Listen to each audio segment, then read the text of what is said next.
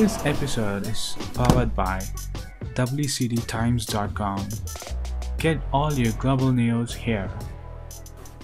India has taken control over the strategic Chabahar Port in Sistan, Baluchistan province of energy-rich Iran's southern coast, the Indian government said on Monday. This can be used as India's naval force military base on wartime or for logistic supports. This is the first time India will be operating a port outside its territory.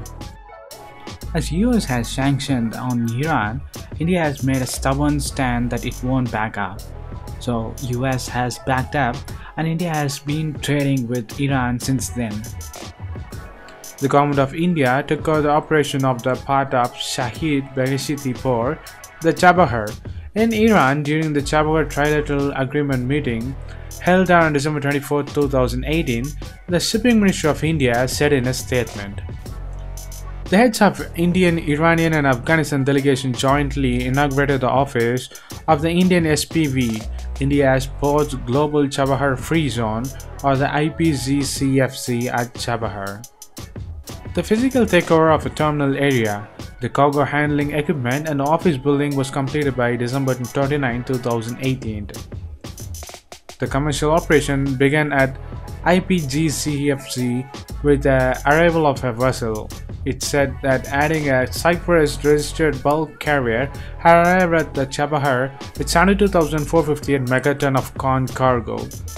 The vessel MV Macharas berthed at the terminal at 1:30 hours on December 30, 2018.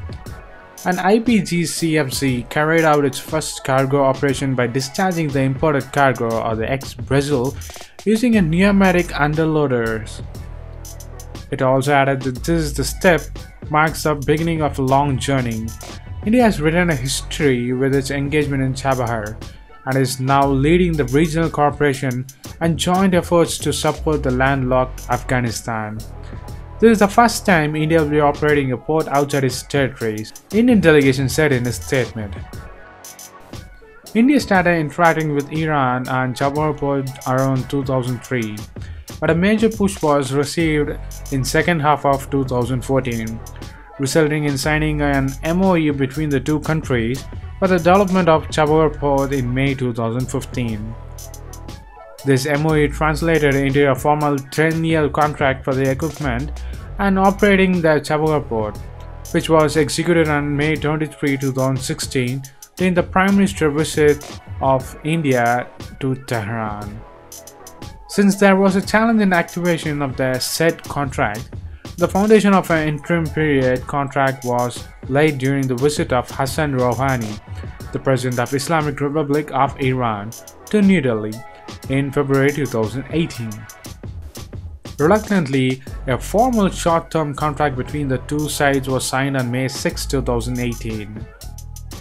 Chabahar Port in Sistan, Baluchistan province in energy-rich nation's southern coast is easily accessible from India's western coast and is increasingly seen as a counter to Pakistan's Gwadar port, located at the distance of around just 80 kilometers from Chabahar.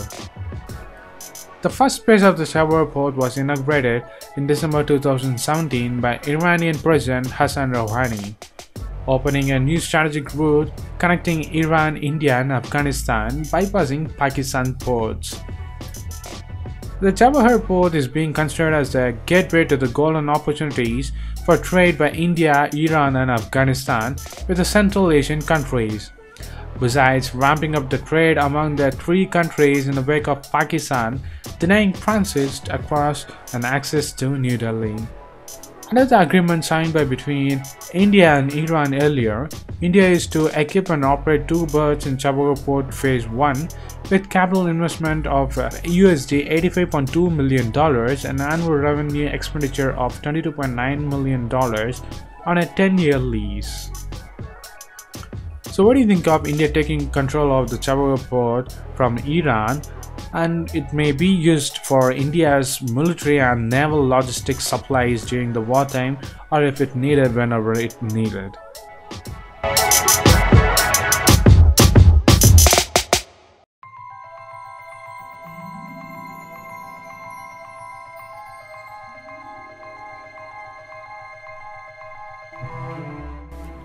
India's ascent on the global stage has claimed another victory after its stock market overtook Germany to become the seventh largest in the world.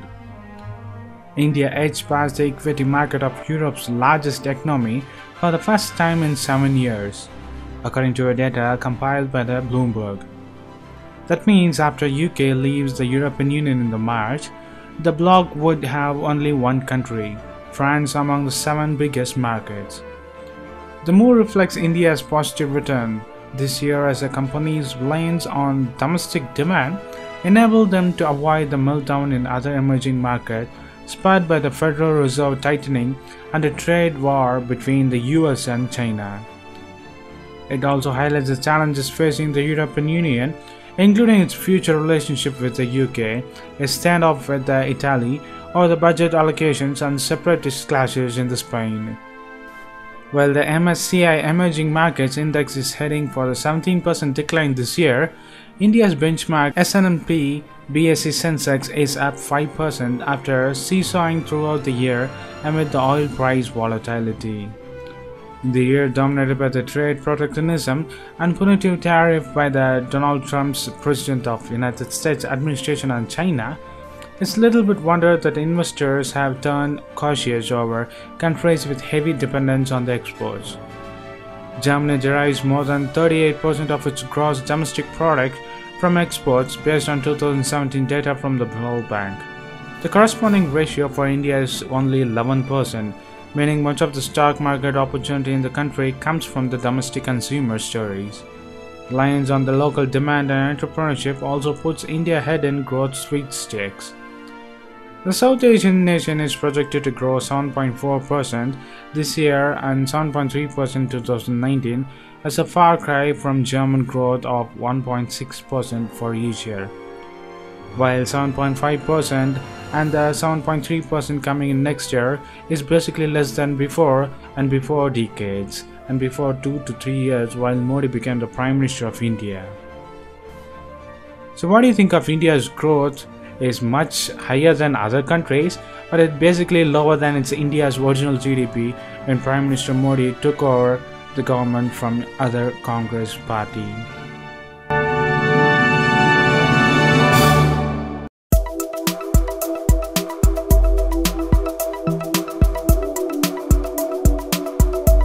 President Xi Jinping of China warned on Tuesday that no one can dictate China's economic development path as the country's Communist Party marked 40 years of its historic reform and opening up new policies amid a strained challenge from the United States.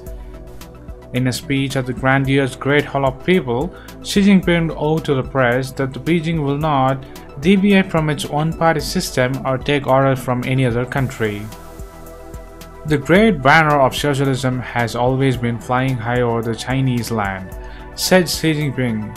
The leaders of the Communist Party of China is the most essential feature of the socialism with Chinese characteristics and the great advantage of the socialist system with Chinese characteristics.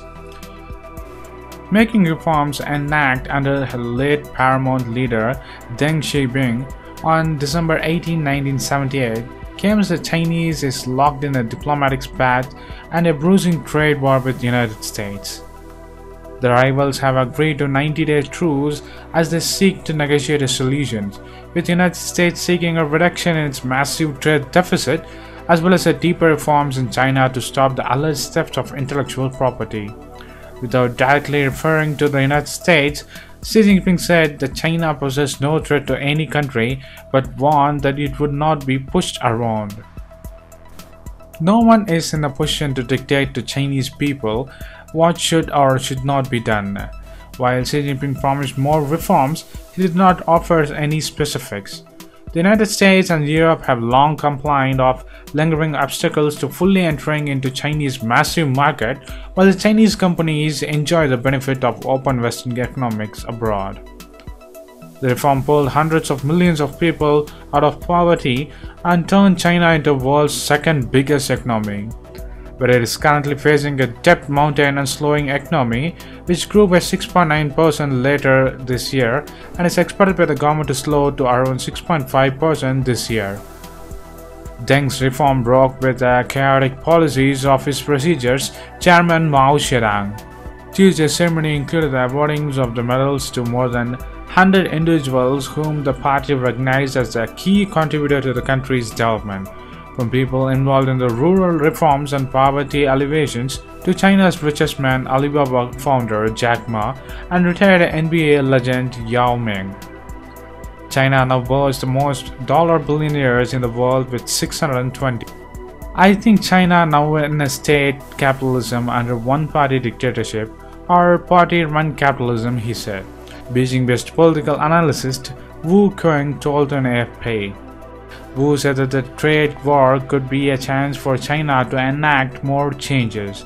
If the Communist Party is smart enough, it may transform it into a starting point of a second reform and opening up and change the role of a party and the state.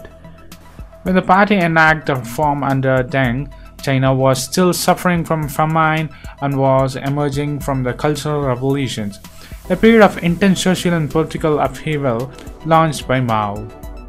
This new revolution started in the countryside, where the authorities began to decultivate land and dismantle communes, but it quickly spread to the cities.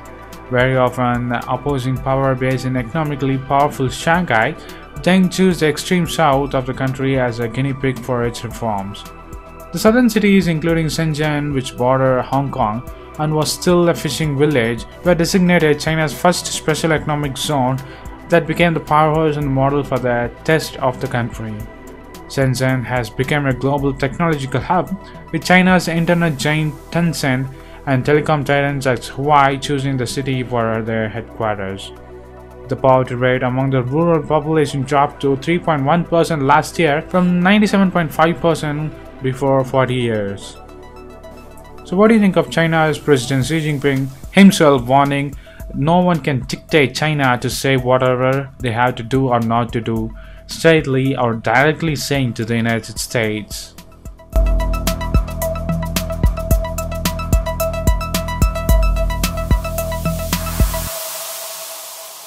Please give a thumbs up and follow us on social networks and subscribe to our channel. And thanks for watching. This is WEC Daily. Think big, think different. Bye.